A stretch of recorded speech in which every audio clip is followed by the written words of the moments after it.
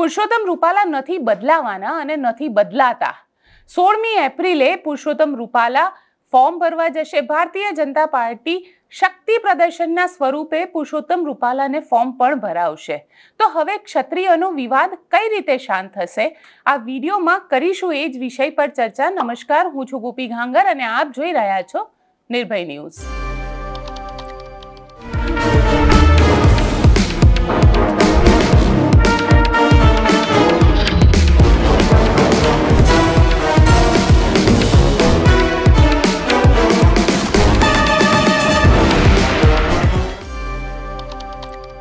ભારતીય જનતા પાર્ટીએ તો સ્પષ્ટ કરી દીધું છે કે પુરુષોત્તમ રૂપાલા નથી બદલાતા અને નથી બદલાવાના, કારણ કે તેમની ફોર્મ ભરવાની તારીખ પણ આવી ગઈ છે। પુરુષોત્તમ રૂપાલાએ આ પહેલા 2 વાર માફ પણ કરી દીધા અને માફી માંગ્યા બાદ પણ ક્ષત્રિય સમાજ જે છે તે તેમને માફ કરવા માટે તૈયાર નથી। ક્ષત્રિય સમાજની એક જ માંગ છે કે પુરુષોત્તમ રૂપાલાનું જે ઉમેદવારી છે તે રદ થવી જોઈએ। એટલે હવે જ્યારે તેઓ ફોર્મ ભરવા જવાના છે અને ભારતીય જનતા પાર્ટી ઉપર આ ડિપેન્ડેન્ટ છે કે તેમને રદ કરે છે કે નથી કરતા। પરંતુ આ બધાની વચ્ચે ક્ષત્રિયોનો જે ગુસ્સો છે, કારણ કે ગામે ગામ ક્ષત્રિય નેતા જે છે તે હવે વિરોધ કરી રહ્યા છે, મોટી રેલીના સ્વરૂપે વિરોધ કરે છે, કલેક્ટરને આવેદનપત્ર આપી રહ્યા છે અને ભારતીય જનતા પાર્ટીના નેતાઓ જે કેમ્પેનિંગ માટે જઈ રહ્યા છે તેમનો પણ નારા લગાવીને વિરોધ કરવામાં આવી રહ્યો છે। ઘણી બધી જગ્યાએ આ વિરોધ થયો, રૂપાલા હાય હાયના નારા પણ લાગ્યા, પરંતુ ક્ષત્રિયોનો આ જે આક્રોશ છે તેને કેવી રીતે શાંત કરવામાં આવશે, આ સવાલ દરેકના મનમાં થતો હશે। તો આપને જણાવી દઈએ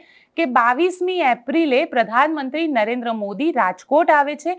રાજકોટમાં એક વિશાળ રેલીને ત્યાં આગળ સંબોધિત કરવાના છે અને બની શકે કે પ્રધાનમંત્રી નરેન્દ્ર મોદી જે વખતે આ રેલીને સંબોધિત કરે તે વખતે ત્યાંના રાજકોટના જે ઉમેદવાર છે તે તો ત્યાં રહેશે જ, એટલે કે પુરુષોત્તમ રૂપાલા જે છે તેઓ ત્યાં હાજર રહેશે અને સાથે સૌરાષ્ટ્રના પણ જેટલી 8 સીટ છે 8 સીટના ઉમેદવાર પણ ત્યાં આગળ હાજર રહેશે। એટલે પુરુષોત્તમ રૂપાલાની હાજરીમાં પ્રધાનમંત્રી નરેન્દ્ર મોદી બની શકે કે ક્ષત્રિયોને સંબોધિત કરે અને પુરુષોત્તમ રૂપાલા માટે માફી પણ માંગે। હવે ક્ષત્રિય સમાજ, કારણ કે આજે જામ સાહેબનું પણ નિવેદન આવ્યું છે અને જામ સાહેબે કીધું છે કે ક્ષમા એ સૌથી મોટું વિભૂષણ છે ક્ષત્રિયોનું અને ક્ષમા જ્યારે કોઈ વ્યક્તિ માફી માંગતો હોય તો તેને માફી આપી દેવી જોઈએ। આ ઉપરાંત જો રાજકોટના માનધાતા બાપુનું પણ માનીએ તો માનધાતા બાપુએ પણ આ જ વસ્તુ કીધું કે જે નિવેદન આપી છે તે નિવેદન ખોટું છે, આવું ન આપવું જોઈએ, પરંતુ જો માફી માંગી રહ્યા છે તો તેમને મોટું મન રાખીને માફ કરી દેવા જોઈએ।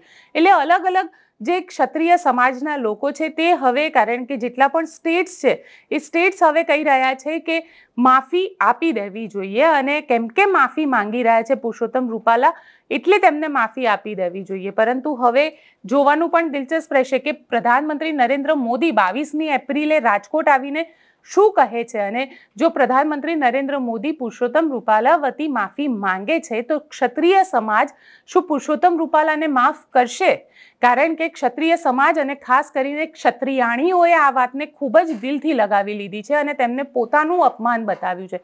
ક્ષત્રિયાણીઓ ખુલીને વિરોધ કરી રહી છે। જે મહિલાઓ આ દિવસ સુધી સભ્યતામાં મર્યાદામાં રહેલી હતી તે જ મહિલાઓ હવે વિરોધ કરવા માટે રસ્તે ઉતરી છે। તેવામાં શું થશે તે પણ જોવાનું દિલચસ્પ રહેશે અને જો ક્ષત્રિયાણીઓએ માફ કરી દીધા પુરુષોત્તમ રૂપાલાને તો શું આ જે માફી છે એ વોટમાં કન્વર્ટ થઈ શકશે તે પણ જોવાનું દિલચસ્પ રહેશે। આપને અમારો રિપોર્ટ કેવો લાગ્યો કોમેન્ટ બોક્સમાં ચોક્કસથી જણાવજો અને અમારી ચેનલ નિર્ભય ન્યૂઝને લાઇક, શેર અને સબસ્ક્રાઇબ કરવાનું ભૂલશો નહીં।